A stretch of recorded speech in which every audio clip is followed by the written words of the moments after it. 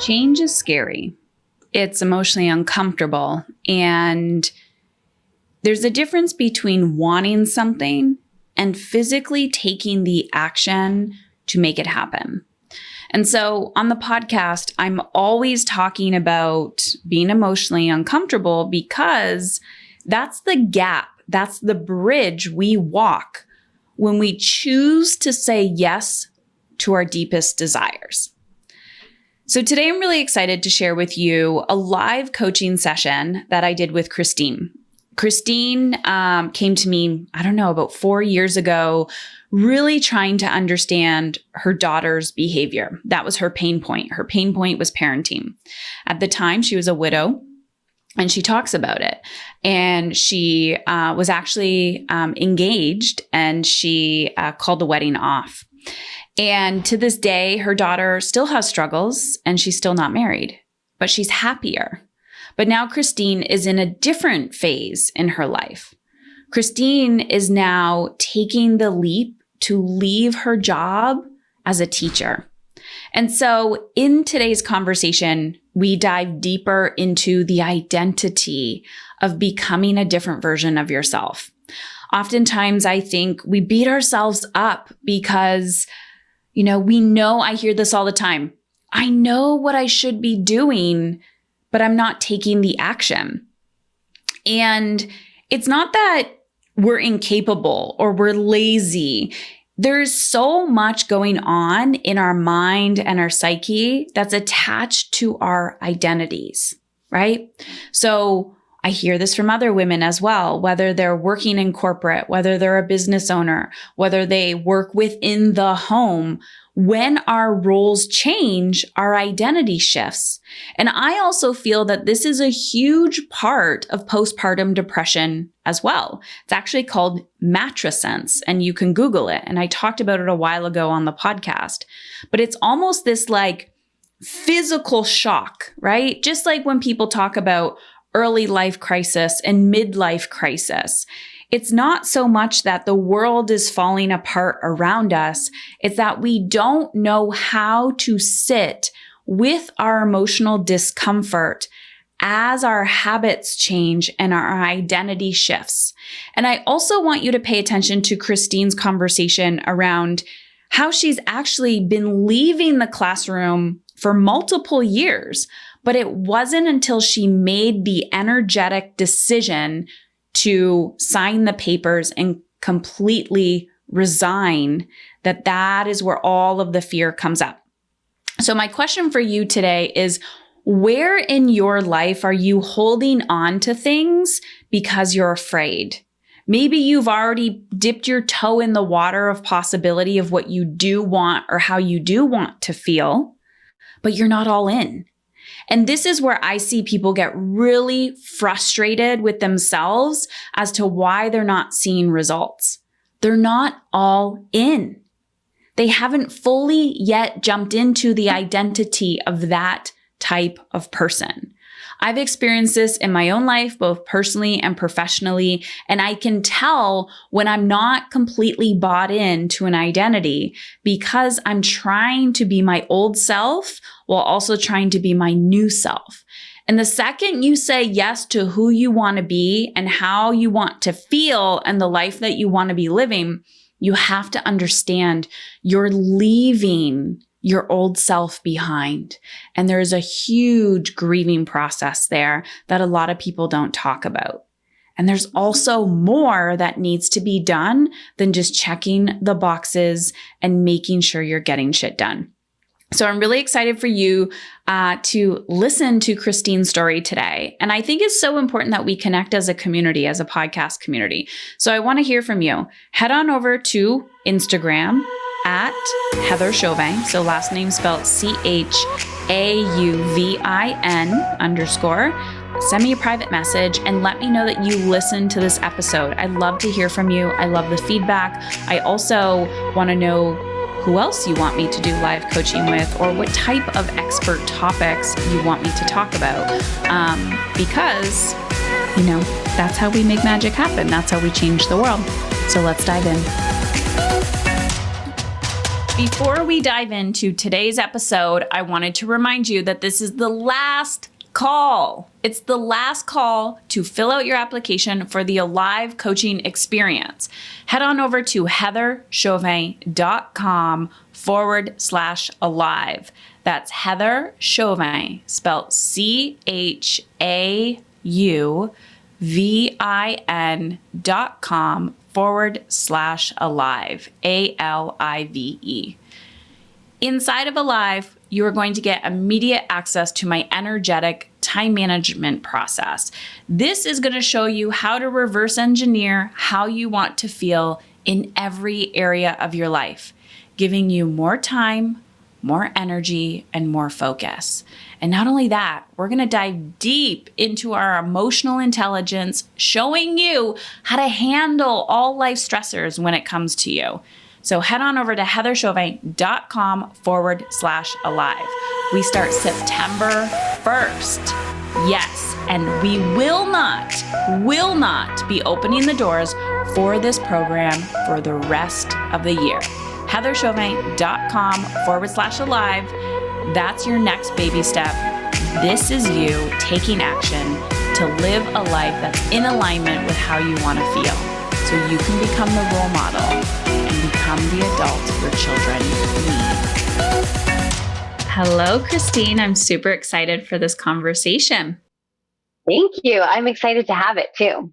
I always say the courage to just show up and be vulnerable and be yourself, which is exactly what this conversation is about. And of course, the podcast, being emotionally uncomfortable. So let's dive into what is the question or the challenge that you're experiencing that we're going to talk about today. Right. So I'm feeling discomfort in the idea of leaving a 20-year teaching career. So I've made the decision that I'm leaving. I'm at peace with that decision. I love that decision. I've got a plan B. And I'm also feeling incredibly uncomfortable shifting this identity and letting that go. Mm-hmm. Awesome. Okay. So earlier today, I was having a conversation with someone talking about strategy. And I think too often we're stuck in our heads around like, how do I get out of this? How do I get out of this job? Or we're so top level. And I love that, I know you've done a lot of work to get to this point. Yes, being strategic. Okay, now I need to make sure I'm financially stable, right? To have the baseline. And then you see, as you're pulling back the layers, now my dog's gonna freak out. As you're pulling back the layers, it comes down to this. Right? You're like, I've checked all the boxes and excuses that I told myself of why I couldn't leave my corporate job. Yep. Now I'm here. So explain to me what is happening. Like, how do you know, like, give me an example of how this shows up for you. Yeah. So like you said, to your point, I've explored the strategy. I've got a plan B. I'm comfortable with my income. I'm comfortable with pivoting and changing and taking on a new role. But I guess where I'm struggling with is just, maybe it's these outside voices, but I think it's a lot of my own judgment too. Like, teaching in Canada, it's a well-paying job. There's the pension, there's the benefits, there's the salary. And I guess there's this little voice inside of me that says, who does that? Yeah. Who leaves all of that? And then I've got this other voice inside of me that also says, when you're uncomfortable, that's where you grow. Yeah. And so I guess I'm having trouble leaning into trusting that I'm going to grow and seeing that there's possibility beyond what I can imagine for my life, going in this direction that I never saw myself going in ever. Yeah. Okay. So I think the other day when we were chatting, you were noticing how your brain was taking action towards the comfort zone, which was actually going back to the identity of being a teacher. So can you explain how you're hanging on to that, or your brain wants you to hang on? Yes. Yeah. So I still keep on clinging on to that. So I'm exhausting my unpaid leave of absence, which that's coming up on Thursday. And from then I'll find out if it's a resignation or an unpaid leave. But then in my mind, I keep going to plan B and this scenario and that scenario. So even if I resign, I think to myself, well, if I resign, I can supply or substitute teach. Mm-hmm. But then I have this other part of my brain that's like, but that's not actually what you want to do. Yeah. My brain's just trying to keep me safe and saying, oh, well, but that's what you can do to hang on to and cling on to this identity of being a teacher in this fixed box of what teaching is. Mm-hmm. Okay.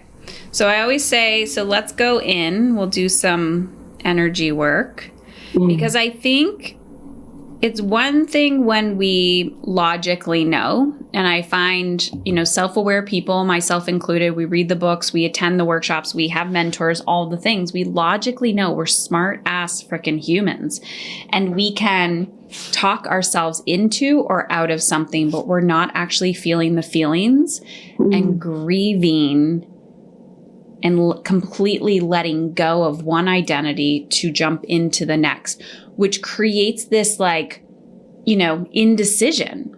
And when we're in the energy of indecision, we're kind of swaying in the wind and we're not making a decision, but yet we're telling the universe, like, I'm ready for this, but subconsciously we're hanging on to something else. Yes. And I can feel that stuckness. Yeah. And so the work that we need to do is not another strategy, or it's like being all in. And so I'll give you an example and then we'll do the work. Is I just hired somebody on my team and she had to quit her corporate job to come on the team. And she's like, well, I can just take a leave or I can do this. And I said, if you choose to do that, you will not get this job. And she was like, well, what do you mean? I said, you will not have the emotional capacity because you're still going to be in your corporate job. I want someone full-time who's all in and who's committed. You will make more than you did in your corporate job, but you have to have deep, deep trust. And when you're still hanging on to something else as a safety net, energetically and emotionally, you're not all in.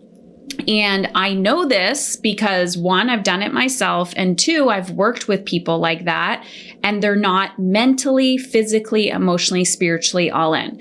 So being on the other side of that, it's like, when someone's half in and half out of a relationship, when someone's half in and half out of a job. And so it's like, how do we get all in? So that's what we're going to do today. Yeah. And it's scary as shit. And the universe is like, she hasn't fully put 2 feet in the deep end yet. So she's not ready. And so today we're going to be ready. You ready? Amazing. That's what I need. That's what I need. So eyes closed. And this doesn't have to take long. And you can do it once or you can do it multiple times as like a practice. And Christine, I want you to just visualize energetically those parts of you that are excited for the future and the parts of you that want to cling on to the past. How do you physically know that that is present? Right now, I'm feeling it in my chest. Mm-hmm. And so bringing your energy and attention to your chest,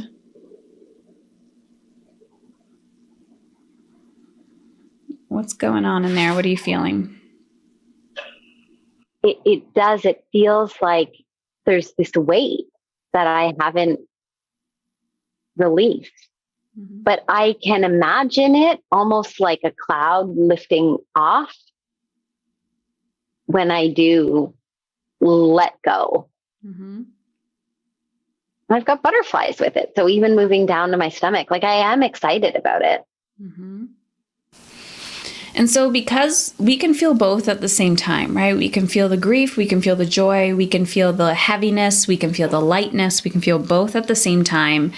And if I asked you right now in this moment, what is the feeling or emotion that you want to experience more of? What would that be? Freedom, flexibility. Mm-hmm. I mean, when we think of school, it's like the antithesis of that. It's like literally bells, bells to start, bells to end the day, bells in between. Mm-hmm. So because we know what we want to experience more of, let's go to the contrast. So where is the contrast in your body? Is it still on your chest?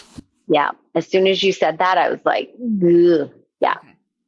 So bringing our energy and attention to the chest, and we're going to ask it, why are you here? And what's the first thing it says? Yeah. To keep you safe. Okay. And with another deep inhale and exhale, just asking, what do you need from me to feel safe to leave?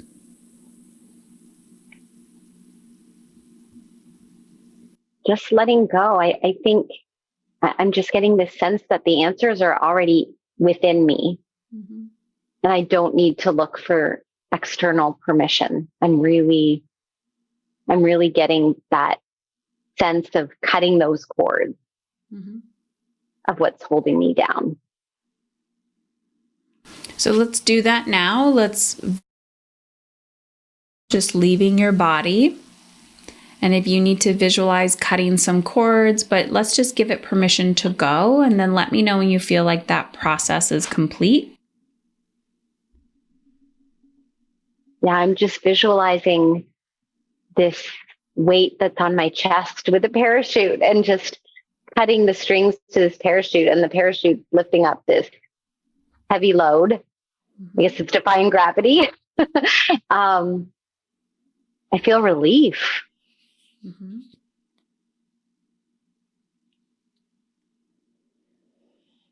Just asking your chest where it was, like what does it need?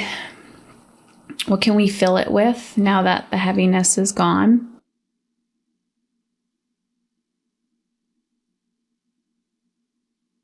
I'm feeling like I don't want to fill it with other things right now. Mm-hmm. I just want to let this go. Mm-hmm. Does it need protection or anything? Does it feel raw? No. Perfect. Anything else you need to do to make sure that whatever you're releasing or letting go is far, far, far away? It's not coming back. I think I just need to keep this feeling, this lightness, and remember this and just keep seeing that parachute mm-hmm.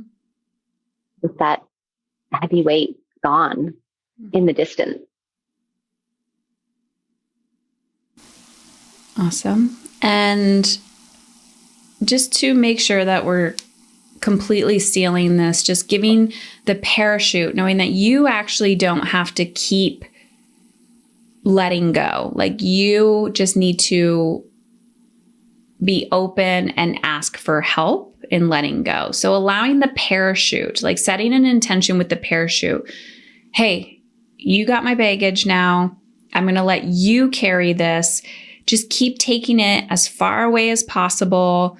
It's not mine anymore. So I just setting that intention with the parachute, like this is on you now. I can completely let this go. Mm-hmm. Let me know when you feel like that's complete. Yeah, that's so helpful. Just, it's still there, but it's not mine. Mm-hmm.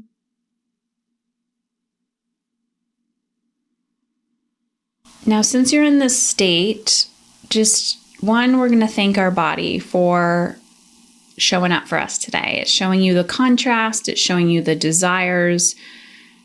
I know, Christine, you've been doing this work for a while, so it was easy for you to get into this state. You were primed and ready.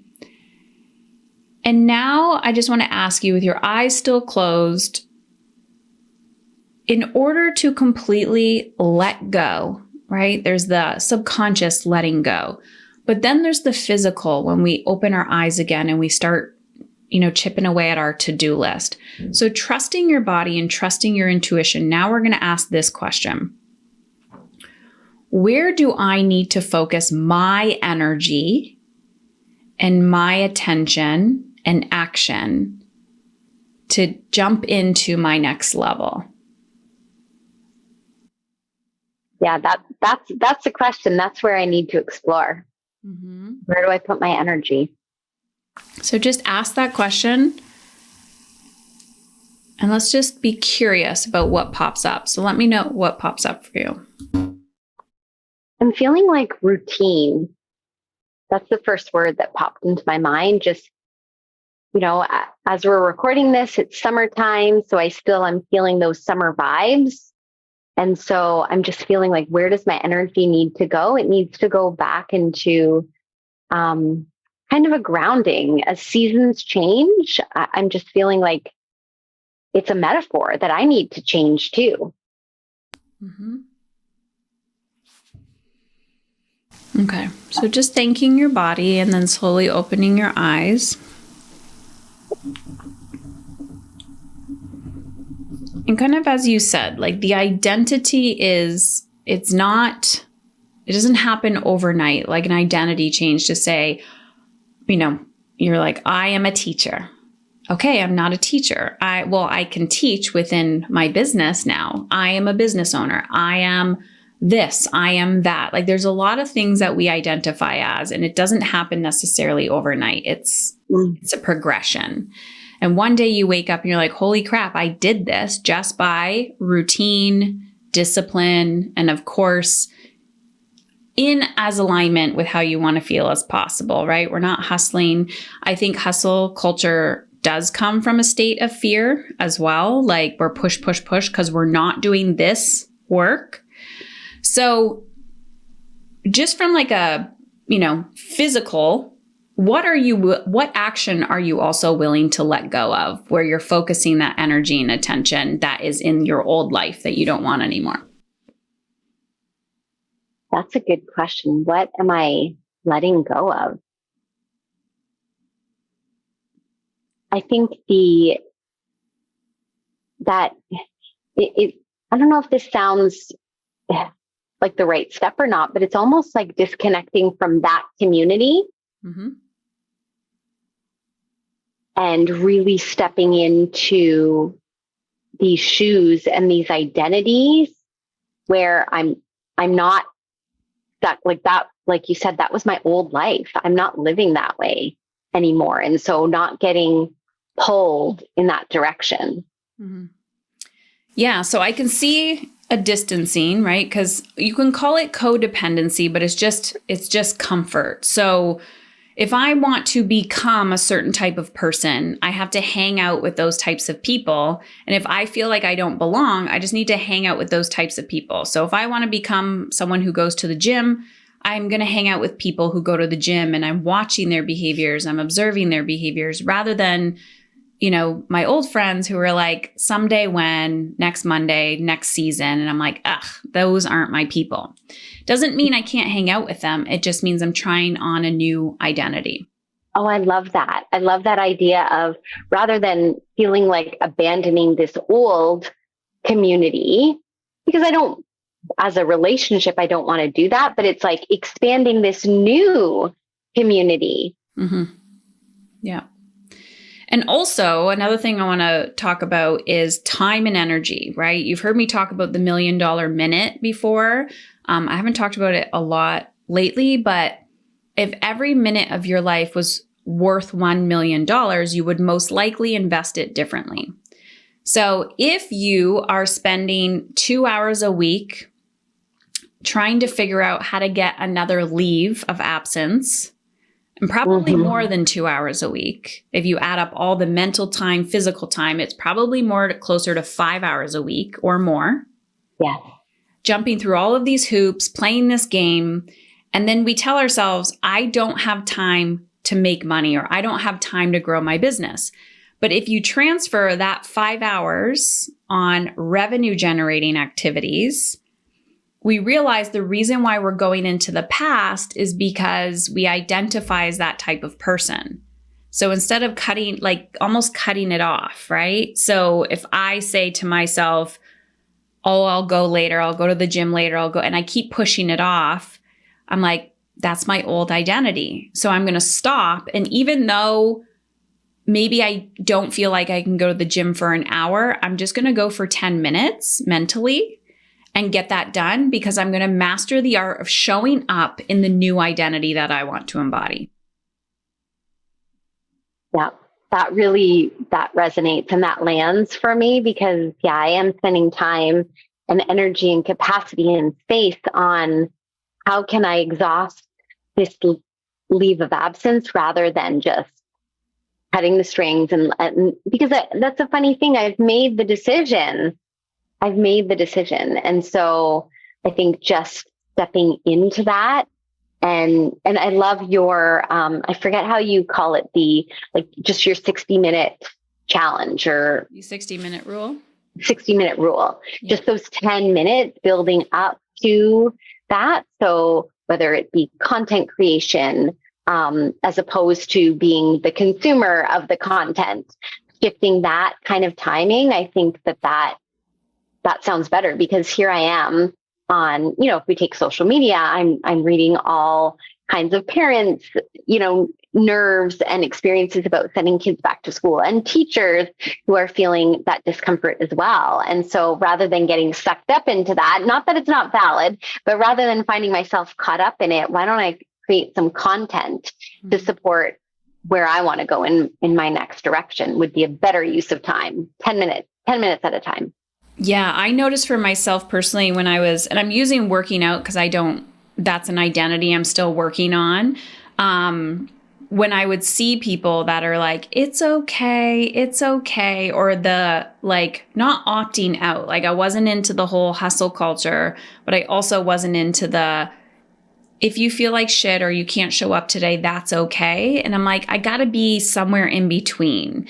And I started muting those people, not because I didn't like their content, but because I had to eliminate. And I almost started muting both sides, where it was like, I need to be laser focused. It's just like food, right? Don't eat this, don't eat this. And I was like, I can't handle this. So it's like coming back to self and observing, what am I letting my brain absorb? Because when you're afraid of something, you start to attract it and you see it all over the place. Because you're just hyper aware, right? So if I say blue cars, I guarantee you're going to send me a message by the end of the day and be like, I saw 20 blue cars today. Because now I've said something and you're so aware of the blue cars. Yeah.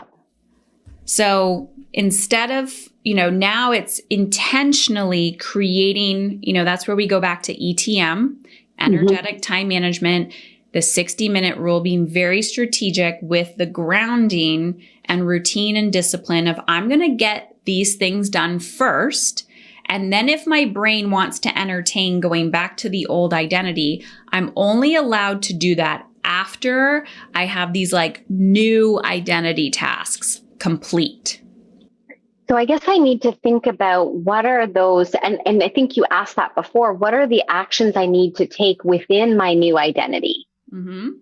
What does that look like a day in the life, bringing in this energetic time management? Because I know how I want to feel. I do know that. I'm very crystal clear on my core desired feelings, but I don't think I've actually bridged the gap between energetic time management and my new identity. Yeah. With what those actions, what would they look like? What would a day in the life of my new identity look like because I don't have bells anymore? Yes. And I find sometimes people want to cling on to somebody else and be like, well, what do they do? They're the type of person, but they're not you, right? And so I've done that too, where I'm like, okay, they look, I'm inspired by them. And then I get behind the scenes and I'm like, oh, that doesn't work for me. So to be honest, I think it's every morning just saying, okay, what's the future? What's the future? And not know when the kids go back to school, not next season, not when things slow down. 5 or 10 minutes. What is the future? What am I going towards? And how does that version of me, how is she going to show up today? She's chipping things off the list. We just wanted to do something and I decided I'm just going to do it. I'm not going to think about it. I'm not going to be like, should I do this? I'm not going to seek permission from other people. I'm just going to do it. So I love that. How is this version of me showing up today? I love that. Dean. Yeah. Thank you so much, Heather.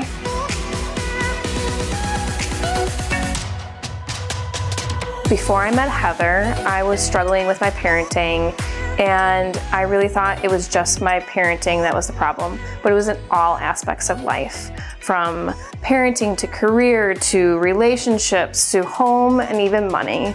And when I found Heather, her podcast, it just hit home. Like, there was a few podcast episodes that just triggered me to go ahead and apply. And slowly things started to unravel and just grow, and I started seeing a little bit of light here and a little bit of light there, and everything just started to blossom and become lighter, and I found the old Kat again. So the transformation is crazy, and I could talk about it for probably hours, but the biggest thing is, like, during the course and working with her, the magic that happened was I stopped yelling at my kids. I started taking care of myself. I started valuing the relationships that I had with my husband, my coworkers, and friends more. I started seeing the positive in life instead of always looking at the glass half full. And post all this work, she just put the little bug in me that said, hey, Kat, you can actually share this, and you have a story, and you have the ability to lead. And I'm just having a fun time sharing all the learnings, and I just feel like everyone in the world needs to hear what Heather's been saying in their own way. And so to allow other grads and other people who worked with her to share the message is key.